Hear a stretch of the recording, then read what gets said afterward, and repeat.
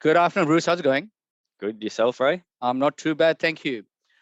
For our listeners, Bruce finished his apprenticeship from RMIT in 2002, so almost 20 years in the industry. You look pretty young, mate. Oh, thanks. And you've got I guess from what I read, currently a control systems background. But are you able to give me, I guess, a bit of a snapshot of the 20-year journey in terms of the sort of things that you've done, please? Yeah. So I started at Holden Engine Operations in Port Melbourne as an apprentice.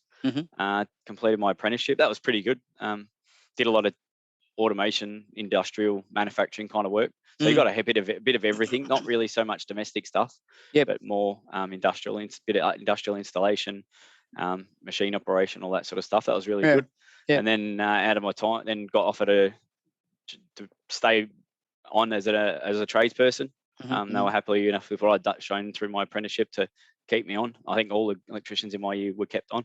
And then just worked in different areas in Holden, from CNC machining to I ended up on the HF V6 assembly line where they assembled the engines. I was there till about 2012, and then I decided I'd go for a sea change and move up north with my girlfriend, and worked on the Central Coast for a pharmaceutical company for a few years. That was I suppose, good because it got me some experience in the GMP sort of space, in good manufacturing practices kind of space, with pharmauticals and how they do things. It's very bit of a different world to when you just work in a normal, heavy sort of manufacturing environment. Sure. Yeah.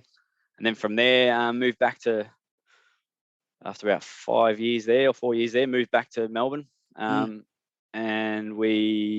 then I worked at the airport, in the baggage system, doing breakdowns for the baggage system and aero bridges and that sort of thing. And now I've obviously COVID hit and not a lot of work there, so then I've moved off, and now I'm at Sage Automation, which is it's really good, very varied work. Yeah. And Bruce, when you stepped into industrial, was that just by chance, or what prompted you to get into the industry and then into this particular subsegment? I had a mate that worked at Holden, and I suppose when you got someone that works in a certain place, they give you, your friends will sort of give you the pros and cons of where they work, and a really good viewpoint of the job, rather than I suppose you would normally get from a job ad or speaking to an employer, if that makes sense. If you know someone who already works there, and they can tell you what it's like to get a bit better brief of what it's like day to day in that environment, and that seemed pretty good. And I mean, when you're young too, you like to get a decent pay, and the pay was pretty good, so a lot better than what I was getting elsewhere. So, and that's fair enough. So in the different companies that you worked in and moved, was there either a common element in that, or what was some of the reasons why you might have moved from one to the other? I suppose more reason of changing different jobs was more sort of, I suppose, personal, moving location.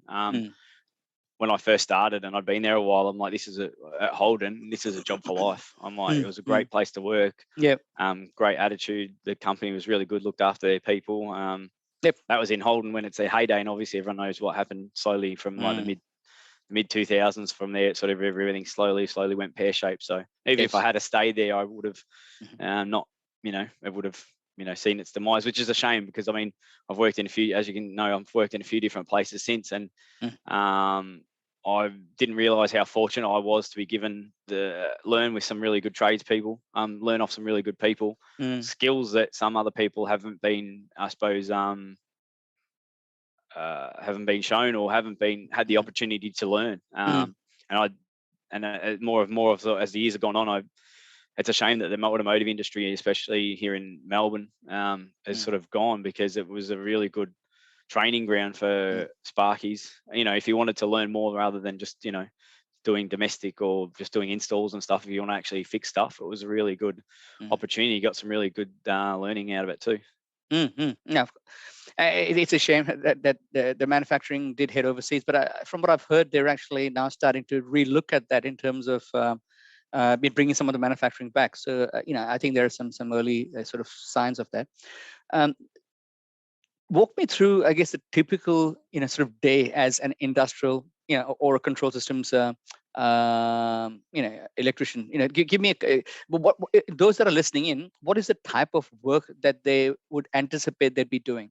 Yeah, I suppose I can go to, like, I'll give you an example of it. Holden, we'd come in in the morning, we'd all do the crew from the whole plant would all meet in the one location, have a morning, I suppose, Debrief. brief about what's gone on in the previous shifts, and then sort of some safety issues, or your general toolbox talk kind of thing, and then or I suppose, what they're trying to achieve for the day, what production was trying to achieve for the day, or if there was any issues anywhere that we could help out. And then you sort of just go off and start your day. And if either fix some ongoing works or projects, or if there's any breakdowns, then you go and attend them.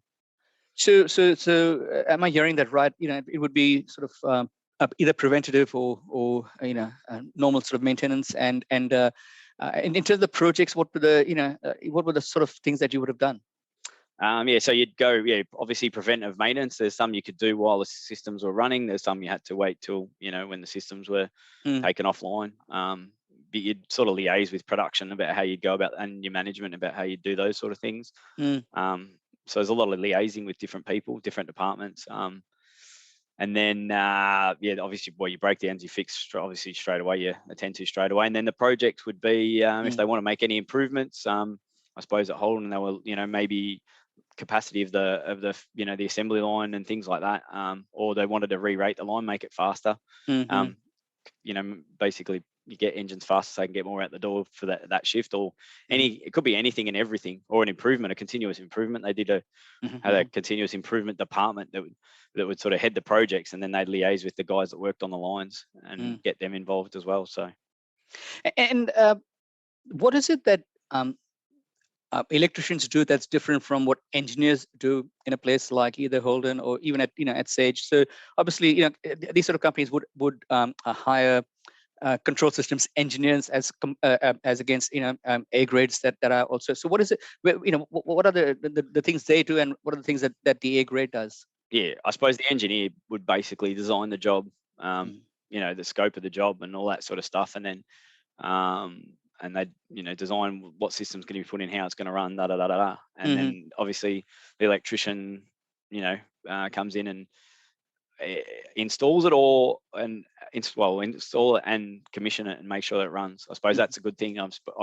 did work for a job for a period of time where all we did was the installation, and I mean, for me personally, I mean, some people love doing that sort of stuff, but I like the installation, but I want to make it run at the end of it too. I want to that's sort of that job, I suppose, why that job didn't last too long, because I wanted to I talked with the engineers. I go, oh, can I help you commission it? And then by that stage they dragged us all off the job to another job and left the engineers to commission it, where I suppose, I mean, the role I do at Sage is we do the commissioning, we do it's sort of like a electrician with sort of further responsibilities of, you do that sort of stuff, you do that extra bit that I sort of crave to do elsewhere, if that makes sense. Like you do installation, or someone else might install it and you come in and commission it, and and do what you do. I suppose that's a good thing about being an electrician. I don't know about any other fields or trades, but being an electrician, you can do a variety of things. I suppose essentially the world's your oyster a bit. You can go off into engineering style roles, or you can just do installations, commercial, domestic, industrial, whatever you want to do, or you can just do breakdowns. It's I suppose it's what interests you the most is, I suppose, what's going to drive your path, I suppose. Good. No, that's great. Yeah, that's good. That's good to hear, because obviously what I'm trying to extract for those that are listening is that broad spectrum that someone at the earlier years has access to, if they so wish. Sure.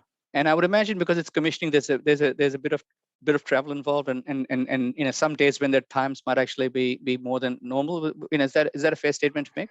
Yeah, look, I've been where I live personally. I'm not for both the commissioning jobs. I've only been 20 minutes, half an hour away. Okay, handy. So it's worked out good for me. But some other guys that have been on the job are probably, they've got a bit more travel. Yeah. But I suppose in out of the role we do, sometimes you get a win like that, you get a job that's close to home, other days you don't. It's sort of just one of those, it is what it is. Like sometimes I've gone to breakdowns at customers on the other side of town, way out in Dandenong, so it's over about an hour away, but that, you know, you just, do what you have to do. Yeah, it's just part of the job. You sort of just do it. So that's fair enough. And if I had to ask you to pick a day, or something that really stands out in your career, that that you said, shit, that was great, like really, so glad. Is there something that stands out as something that really interested, excited you, that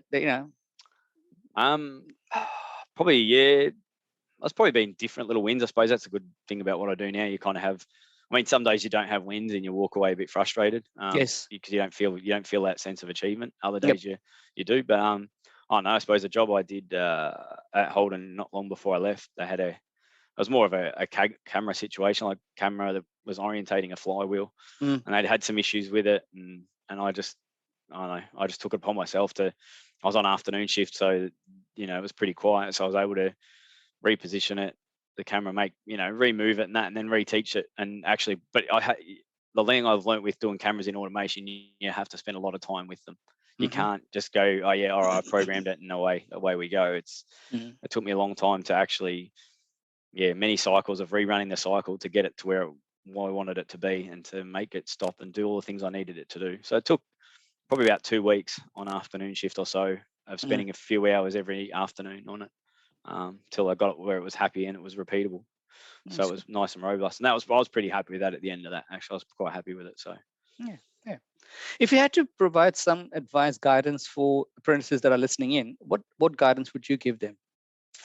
If you know exactly where you want to go with getting, I mean, at least complete your A grade, because I suppose it's almost like completing year 11 and 12.